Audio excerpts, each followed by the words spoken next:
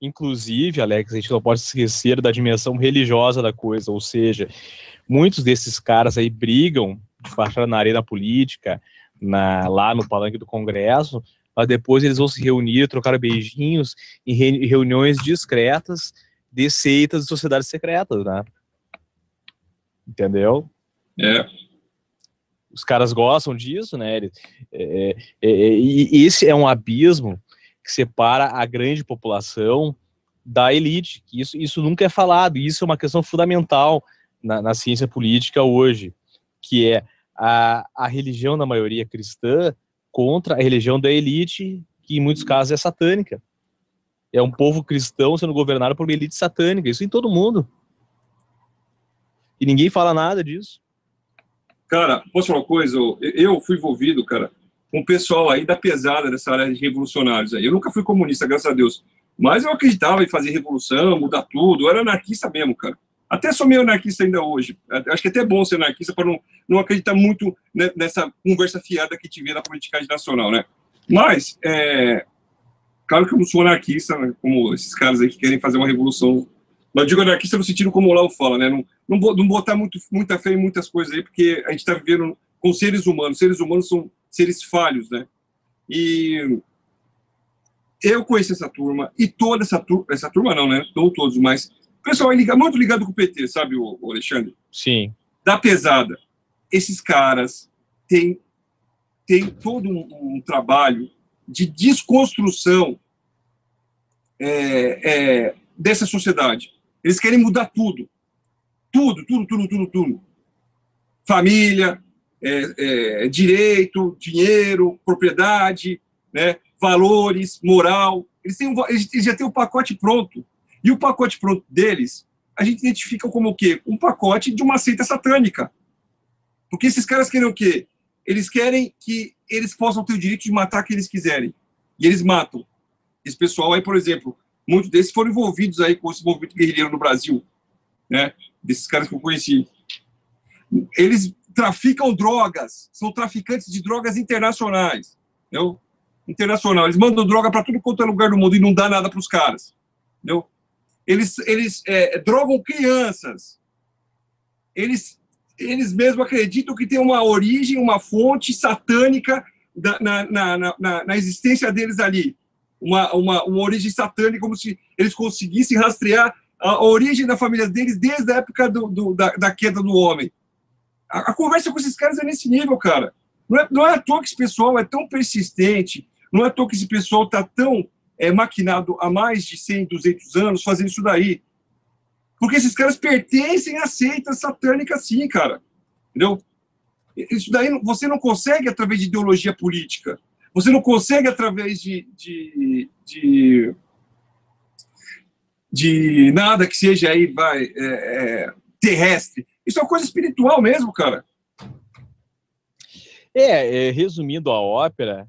Aqui a gente não fica falando essas coisas para falar tá sensacionalismo, né? Não é, cara. Isso daí é realidade, cara. É a verdade. Só que a gente vai começar a falar isso daí. Quem que tá sabendo disso daí? Quem quer saber disso aí, né? Em 1995, O Jardim das Aflições, livro do professor Olavo de Carvalho, falava exatamente isso. Você não consegue entender a história política do século XX sem fazer um estudo sério e sistemático dessas organizações secretas e discretas, religiosas ou não. É verdade isso. Ele fala ali, aquilo ali abre os olhos do cara. E eu queria essa dizer é a seguinte, grande lacuna nas pesquisas históricas e políticas do século XX. A metapolítica, né? Não se fez exatamente. Não se fez muito pouco se estudou sobre isso, muito pouco se fala sobre isso. O século XX foi, por definição, a era da ascensão dessas organizações secretas, que geraram depois coisas como a Scotland Yard, o Mossad, a CIA, KGB. Isso aí já foi resposta a um fenômeno que vinha acontecendo. E talvez a gente veja agora no século XXI, Edson, a passagem dessa coisa secreta, discreta, não totalmente, mas o plano deles para o público. Talvez seja a época de eles mostrarem as caras, entendeu? E botarem na prática o que eles faziam às escondidas. Porque o grande objetivo, eu ia dizer antes, é o seguinte, é implantar o reino do anticristo. Não vamos fugir dessa verdade. Sim. A gente tem que falar isso bem claro, cara. Então, como você... Publiquei um artigo no Mídia Sem Máscara, ninguém deu a menor atenção. Grupos que fazem aquele trabalho de... Deixa eu achar aqui. Acho que é bom ler agora, né? Agora é o horário para ler. É bom ler agora, peraí. É o seguinte, deixa eu ver aqui na seção globalismo. Vamos lá, rapidinho.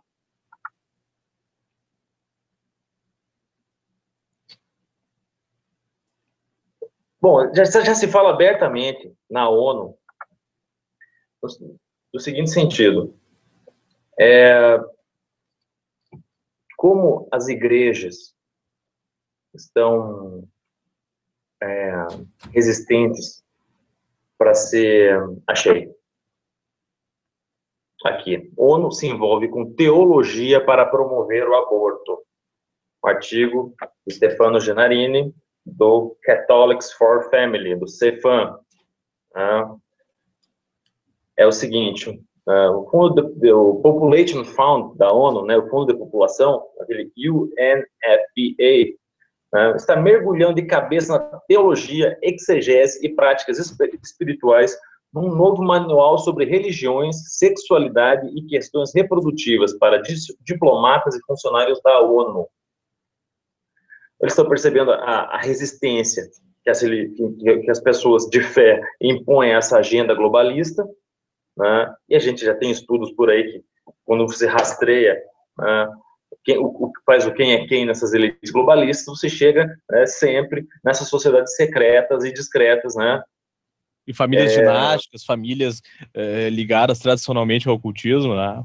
Exatamente. Trilionárias. E o que eles estão promovendo? Eles estão promovendo agora, vão começar a promover trabalhos, frentes de modelagem teológica para se chegar nas igrejas. A Catherine Marshall, da Universidade de Georgetown, disse, né, numa reunião lá, que fossem além das estruturas formais das religiões e se envolvessem em debate intra-religioso em oposição ao debate interreligioso. Ou seja, as pretensões dos globalistas agora é justamente trabalhar nessa clave. A coisa está ficando aberta. Não, agora o debate político vai virar debate teológico. É o que eu falei, eles vão passar do secreto para o público. Essa matéria eu publiquei no dia 27 de setembro. Tá, já vou jogar o link aqui. Jogar na rádio aí. O que a gente vai ver no século XXI tá se desenhando. Tá aí no chat do Skype, pode tacar lá, Alex. Beleza. Joga no Facebook, eu jogo lá. O que a gente tá vendo, cara, é que eles vão... O nível do cinismo dos caras aumentou demais. Eles vão tornar público o que eles são, estão se tornando públicos, e vão querer impor isso a todo mundo. Entendeu? Sim. O que está acontecendo eles já tinham o poder, agora antes eles se disfarçavam, agora eles vão dizer claramente o que eles são. Sim. Uma tal de Atza Karam, do Fundo de População, né, ela falou, né, para 40 líderes de religiões e organizações religiosas lá na sede da ONU, né, por volta da metade do mês de setembro, né, que existe uma oposição a muitos cantos de iluminação, mas há uma oposição conservadora muito organizada. A matéria diz isso. Stefano Genarini conta. Caramba, uma cientista política educada na Holanda, apresentou um esboço do manual que está atualmente sendo preparado pela agência da ONU. O propósito do manual é apresentar as posturas das grandes religiões sobre o aborto e a contracepção, junto com assuntos não polêmicos que se enquadram na definição de saúde sexual e reprodutiva, como acabar com o casamento com meninas e casamentos forçados e com a mutilação genital feminina. Aí ela coloca, não foi feito para uma audiência religiosa, fecha aspas, mas para delegados e funcionários da ONU que discutem essas questões em negociações intergovernamentais, disse ela. O manual se aprofundará em interpretações e exegese de textos religiosos, posturas doutrinárias e outros debates intra-religiosos, tanto contra quanto a favor da contracepção e aborto, a partir de uma perspectiva de ciência social. E, e é essa a clave agora, né? Tá aí o link. O debate agora vai virar intra-religioso. Então, aos líderes eclesiásticos que estão nos ouvindo, se preparem para uma infiltração ainda maior, que já tá sendo discutido na ONU. Cara, resumindo a coisa, se o século XX foi o século do segredo, o século XXI já está começando e provavelmente será o século da cara de pau. Não, e outra, você encontra as coisas por aí, né? No meio da montoeira de mentira, você encontra matérias como essa, né? Que a gente, graças a Deus, temos ali um ponto de referência, de resistência no Mídia Sem Máscara, né? Eu tenho o privilégio, a honra, né? E o temor e tremor de estar trabalhando ali, né? Atuando ali. Mas no meio da alienação reinante, e outra, né? A gente tem um problema que as pessoas percebem os problemas, as pessoas às vezes até identificam que a coisa é grave, mas elas não fazem nada, ou às vezes não compreendem a relevância, a pertinência do tema. A gente vê um alheamento muito grande quando se conversa com certos temas, normalmente os mais sérios, né? Filosóficos, teológicos, coisas que dizem respeito ao sentido da vida, coisas que dizem respeito, às vezes, aos nossos direitos mais elementares, né? Isso, Edson, é o bom e velho poder espiritual que Exato. sempre precede o poder temporal, né?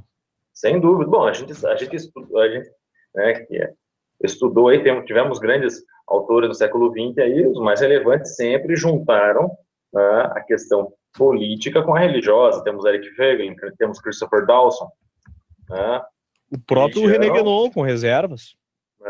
Sim.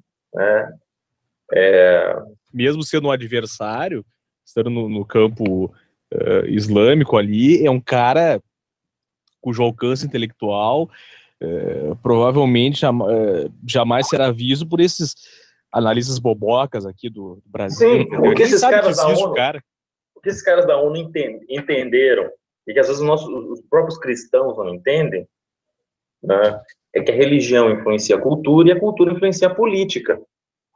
Esse é o processo, claro, com certeza. Esse é o processo. E aí, é lógico, aí acaba tendo, às vezes, esse ser estranho, que é o político anti-religião, né? O promotor da decadência, da guerra e da barbárie por excelência. Né?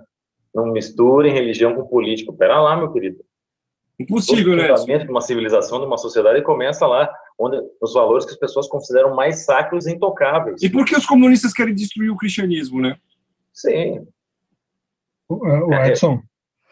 Eles vão na raiz do que modela as ideias, né? A revolução cultural é, sobretudo, né?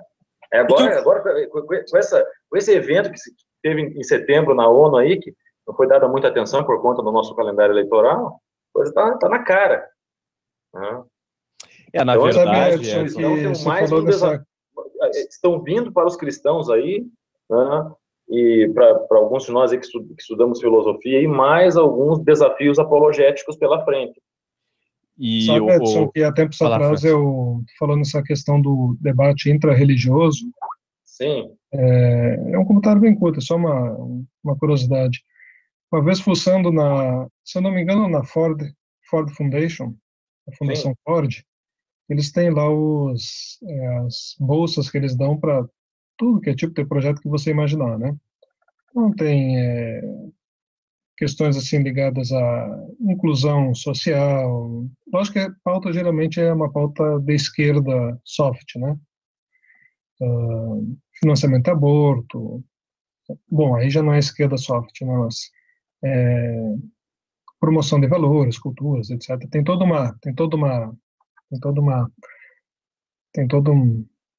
um rol gigantesco de coisas que eles colocam, divide 1 bilhão por ano, né, e despejam nesses projetos. Mas um deles que eu vi uma certa vez fuçando, assim, procurando informação e tal, era uma iniciativa assim, Edson. Sim.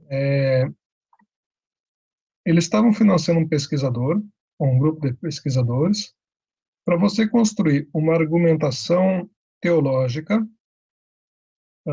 dentro das diferentes vertentes religiosas que permita, por exemplo, né, que permita tornar lícito o aborto, por exemplo. Sim. Ou a eutanásia. Então, assim, eu achei muito curioso quando vi isso, meio que me caiu o queixo, né? Que eles estão pagando, financiando uma pessoa para construir uma argumentação, uma construção teológica dentro do cristianismo, dentro do budismo, dentro do judaísmo, de diferentes correntes religiosas,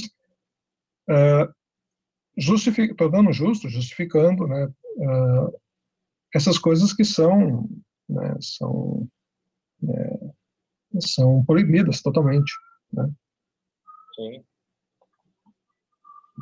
Foi exatamente nesse sentido. Você fez essa leitura e eu lembrei desse caso. Essa citada anteriormente aqui, a tal da Asa Caramba, dessa holandesa aqui. O Edson, o Alexandre Carpes está fazendo umas séries aí de programas do Jogo Bruto, uma maravilha, né? Falando sobre esse problema agora da máfia mexicana, né? Eu assisti um dos programas. Então, ele está tratando daqueles Zetas, daquele cartão de Sinaloa. O que esses caras estão fazendo lá é ritualístico, cara. Aliás, você já tratou disso num artigo, lembra, Alex? Artigo seu. Dos Santos Malandros lá, mas... Exatamente. Mas não, eu estou dizendo que esses caras aí, agora que estão cortando cabeça, é a mesma coisa que aqueles malucos faziam antigamente lá, né? Aqueles satanistas que tinham lá antigamente, aquelas tribos de satanistas lá dos astecas. Isso é ritualístico, né, cara? É a mesma coisa. É a mesma coisa. Sim. E lá o nível que chegou o negócio é assim, cara, nas cidades do interiorzão lá, principalmente do norte, né, que o que interessa lá é o norte do país por causa da fronteira com os Estados Unidos. Eles fazem assim, cara, eles pegam, tipo, os Zetas lá, matam os caras do cartel do inimigo, aí eles torturam, dão um pauzão nos caras, aí eles penduram os corpos assim nas pontes assim da cidade para as pessoas verem à luz do dia, ou então eles deixam um braço, deixam cabeça no meio da rua para as pessoas olharem e se chocarem, entendeu? Deixam lá os tripas de um cara lá em cima de um carro do outro, é escrachado o negócio. Sim. E isso sem falar que eles dão um pau no cara e cortam a cabeça e gravam e botam no YouTube, cara. Eu mandei hoje uns links pro Alex. O cara vai com uma faquinha cortando a cabeça da mulher, assim. Até teve um cara que até chega a ser meio cômico, assim, porque não é um troço fácil, porque tem que cortar o osso, né? Da coluna. Aí o cara não conseguia tirar a cabeça, tiveram que editar o vídeo, cara. Depois um outro foi ajudar. Aí o couro fica deitado no chão, né, com as mãos para trás amarradas, e eles botam a cabeça nas costas, assim, entre as mãos, para ficar olhando para a câmera, na cabeça do morto. Aí a cabeça ficava rolando, aí o cara ajeitava e voltava a cabeça de volta, assim. É tão louco, chega a ser cômico, cara. Eu vi uma cena parecida com uma menina de 12 anos tentando decapitar provavelmente um infiel islâmico também. O menino tem um maior trabalhão para cortar a parte da coluna, da cabeça. Nem mais uma vez esse caso islâmico, nesse caso aí também do mexicano, sempre tem uma seita satânica por trás, né? Para destruir o cristianismo. O objetivo é ser destruir o cristianismo. Exato. E a gente volta naquela velha questão que o Russell Kirk falava, no fundo, toda questão, todo assunto é teológico. Com certeza, com certeza. A gente falava aqui no começo, nas primeiras transmissões, hein, Alex? Vai fuçar, no fim da história, tudo se resume a anticristianismo. Verdade. Na política, na cultura, na academia, entre os artistas. Por isso que no Brasil o PT ganha, porque tem a CNBB, tem esse Caio Fábio, que é outro apóstata também, né? Tem quem mais aí? Tem tantos apóstolos no Brasil, o Ariovaldo, desse mundo evangélico, exatamente. Ariovaldo Ramos, né? O que mais? Um outro exemplo gritante aí, ó, que tá fazendo cabeças em toda parte do mundo aí, com aliados de todo tipo. Isso é o Alexandre Dugin.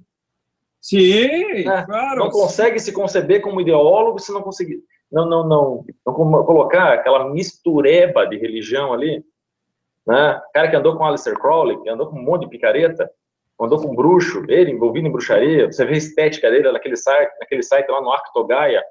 Sim. Pelo amor de Deus. Como é que as pessoas não percebem que ele é um satanista, grosseiro, escrachado?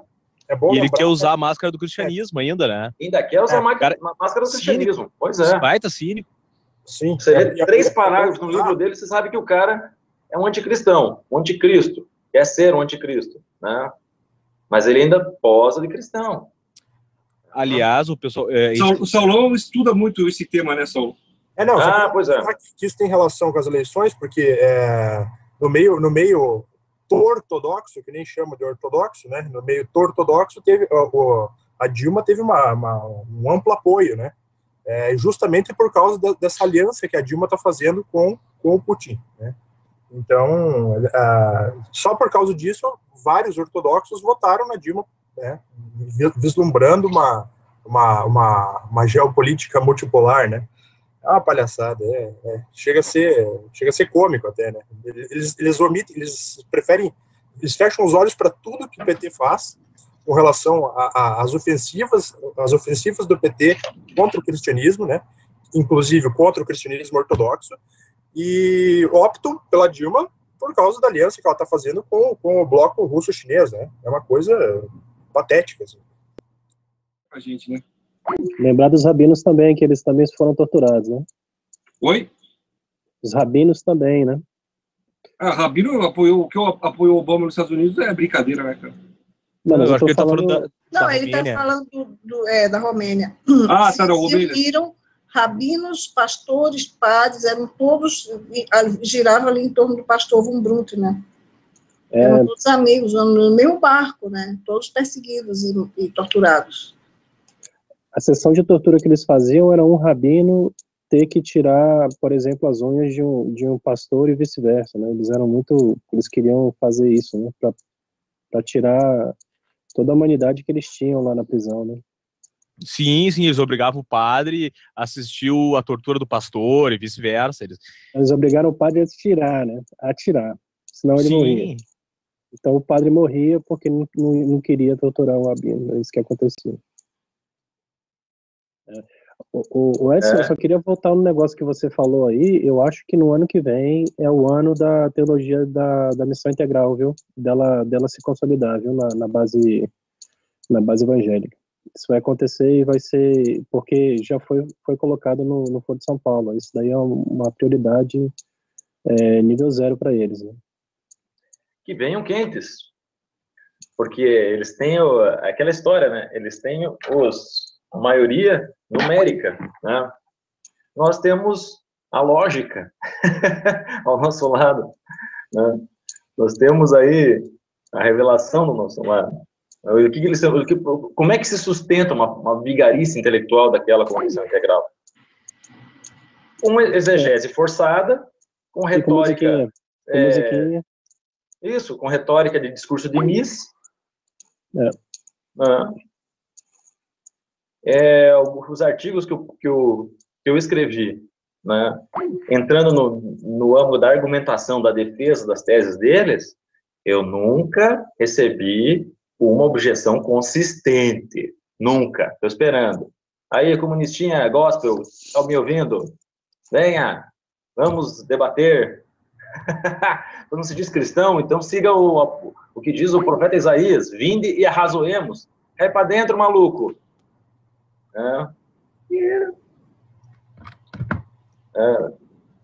Foi Ariovaldo, foi o falecido lá, o seu Robinson Cavalcante, foi outras figurinhas menores aí em outros ambientes. Foi aquele pessoal do blog Púlpito Cristão, que é um blog esquerdista, muita visibilidade no meio evangélico, para espalhar aquela porcaria da missão integral, né? Fizeram um trabalho aí grande, monstruoso. E a gente nunca pode esquecer, né? Pegando no berne das questões ali, nunca apareceu para tentar, né, debater. Vamos para o debate teológico, vamos para a lógica. Isso sem questão, né? Acho que a primeira coisa que você já dá para colocar, né? Que é a parte mais fácil do debate, debater economia. E tem umas situações, às vezes, que o erro, que esses enganos todos já estão tão encalacrados no sistema, na dinâmica eclesial toda, que se você bater na canela, parece que vira todo mundo contra você. É aquela velha história, né? O joio tá feliz na festinha deles. Chegou um trigo ali, meu amigo, acabou a festa, estragou, porque eles vão lembrar que eles são, né, eles são o produto do Paraguai, né? Não tem consistência, né, cara? Não tem, eles sabem, entendeu? O verdadeiro denuncia o falso. A luz, quando chega, ela brilha sobre as trevas. E o mandamento de Jesus é esse, você ser luz, né? Sal da terra e luz do mundo. Exatamente, tem que fazer isso. Às vezes, nesses ambientes, gente, você não vai conseguir reverter a situação. Você vai falar que os clérigos, a liderança eclesial é a mais aferrada aos erros, né? Elas devem a vida delas, o sucesso, né, profissional, eclesial delas a esses erros. Você vai conseguir pegar uns 2, 3 dali atentos, sinceros, que estão incomodados com algumas coisas que às vezes não conseguem dar nome. Eu já tive situação com amigos assim, eles chegam e falam, cara, tem uma coisa errada, eles explicam, até a explicação às vezes é precária, e você chega e dá nome aos bois. Aí eles falam exatamente disso que eu estou falando. Isso aqui me incomoda aqui dentro. O problema da linguagem que o professor fala, né? Exato. A pessoa percebe o problema. Acho que todo mundo já teve essa sensação um dia na vida. Você percebe que a pessoa está mentindo, ainda que você não conheça a verdade sobre o assunto. Você sabe, aquilo ali não é real, não é verdade. A gente está numa época que acho que o discernimento espiritual nunca foi tão necessário, porque são tantos os sofismas, tantas as armadilhas, está tão pesado o clima espiritualmente em alguns. E eu não digo fora, não estou falando nas baladas, estou falando dentro das igrejas, porque o engano entrou dentro das igrejas. Zelo pela doutrina envolve, às vezes, confrontos, sim. Né? Mas tem que ter amor. Tem que ter amor, sim, mas tem que ter amor a Cristo, tem que ter amor pelas ovelhas despreparadas, teologicamente, intelectualmente, espiritualmente, e tem que ter... Amor pela verdade. Que sabe o que amor que a Deus, é amor isso? ao padrão dele. Porque sem esse amor à verdade, não adianta ser igreja. Você vai ser igreja baseada na farsa? Você não vai ser igreja, meu querido. Claro que não. Sabe o que é isso? É que muita gente, Edson, acha que igreja é clube social, entendeu? Exatamente. Eles acham que vão fazer festinha. É tipo maçonaria, te jogar pra você arranjar emprego, arranjar mulher, pagar suas contas, tudo. Você quer a casa da amizade? Você vai no Rotary Club. Pois exatamente. Aliás, eles chamam até esse nome, Casa da Amizade, né? Vai no Rotary, meu amigo. Mas aqui, bicho, aqui é o padrão dos apóstolos, cara. Aqui é sacrifício. Aqui, vai ser das minhas testemunhas. Testemunha no grego está ali martos, martírio. É isso aí. Hoje te recupera a noção do que a gente está lidando quando a gente está falando de teologia, de doutrina, de cristianismo. Hoje a gente vai ter esse cristianismo que a gente está vendo no Brasil, aí, todo mundo votando no PT feliz da vida. A Marina Silva, meu Deus do céu. Marina Silva. Pelo amor de Deus. Pastores é de renome, inclusive. O Silas Malafaia apoiou. Não, os caras aparelharam. Tá dando profetada. É brincadeira, né, cara? Não, e como sempre, o pessoal, brilhando o bom e velho conhecido nosso, chamado Merdaio Fábio. Brilhando aí. Olha, o trabalhão que dá para você tirar de algumas mentes a montoeira de sofismas que veio lá da década de 90 com o trabalho desse cara, gente... É barra pesada. É macumba, né? É macumba. Eu já fui chamado de rebelde, de contestador, de racionalista frio, de pessoa sem amor, de fariseu que fica aferrado à doutrina e não ama as pessoas, não sei o quê, entendeu? Já fui xingado tudo quanto é coisa. Já fui isolado aí pelas cabeças, por algumas supostas cabeças pensantes do evangelicalismo brasileiro, que tem alguma visibilidade na internet aí, entendeu? Agora, quando eu confronto eles, não dão um pio. Eles preferem a calúnia de bastidores. E agora mando meu abraço pro pessoal da Najuri e pro Mackenzie. A impressão que é provocação, não tenho nada contra os caras, mas eles têm contra mim, o que eu posso fazer? Isso que vocês falaram, eu acho muito importante aí de você, vamos dizer, um pouco daquilo como se diz, da perda da experiência original, que fala o Eric Feiglin, né? Exatamente. Isso aí está acontecendo muito, né, não sei, não posso dizer pelos outros países, mas no Brasil a gente vê isso muito, acontece que o pessoal acaba pegando por religião a própria política, né? Isso, o Feiglin falou isso magistralmente, e aí hoje você vê, eu conversei com amigos pessoais, eu falei assim, ó, o pessoal tá, como se diz, depositando muito nesse AS, hein? Tá parecendo que o cara não é nem imperador, bem mais acima. Eu acho que isso também pode causar um pouco de uma frustração maior do que ela causaria se o pessoal tivesse uma experiência mais original na religião, não se frustraria tanto com esse tipo de ataques do fraude que a gente está sofrendo tudo aí, que eu acho que acho que vocês estão no lugar certo, o pessoal está perdendo muita experiência original da religião. Bom, o próprio fenômeno, né, chamado do nominalismo eclesial, né, a pessoa, eu sou o católico não praticante, né, evangélico não praticante, já tem também, eu sou um simpatizante, o cara se reduz a um simpatizante. Meu amigo, você não é nada. Quando Jesus chegou para os apóstolos, falou na cara deles, vocês serão meus amigos se fizerem o que eu vos mando. Tem um padrão. Os Quando mornos... vão restaurar o senso de amor pela verdade nas pessoas, né, de total, né, rejeição, venha para a cruz, né? Alguém quer vir após mim, né? Pegue a sua cruz e siga, meu. Pegar a sua cruz, meu amigo, você rejeitar um monte de porcaria que você aprendeu na vida, em larga medida é isso, é rejeitar um monte de besteira que você aprendeu na vida e aprender tudo de novo. Isso é conversão, é um novo caminho, tomar outro rumo. Inclusive no Gálatas 2, 19 e 20, uma vez o padre Paulo Ricardo que falou, achei muito interessante. No latim, o trecho fica Cristo confixus sum cruce. Você não tem que ser crucificado como ele, você tem que ser crucificado com ele, você tem que ser com pregado ele. junto. Confixus sum cruce.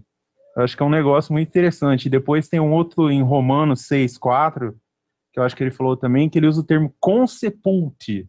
Você tem que ser enterrado junto de Cristo, não só como ele ou como que você falou, simpatizando. Eu acho que esses dois trechos aí, Romanos 6:4 e o Gálatas 2:19, acho que resume bem isso aí que você falou de... Sem dúvida. Agora, eu peguei o latim porque ele dá uma intensidade maior do trecho que às vezes se perde em português. Você usa o confixus sum cruce, acho que dá para entender. Co-crucificado fica um termo mais forte que eles não vão... Viraria neologismo se você usasse co-crucificado, então... Mas aí, o que a gente vê por aí? Vê o cristianismo self-service, né? É o buffet. Cada um pega, né? A gente viu o fenômeno aí da teologia da prosperidade. Só querem a parte boa, só querem as promessas do evangelho. Que evangelho é esse?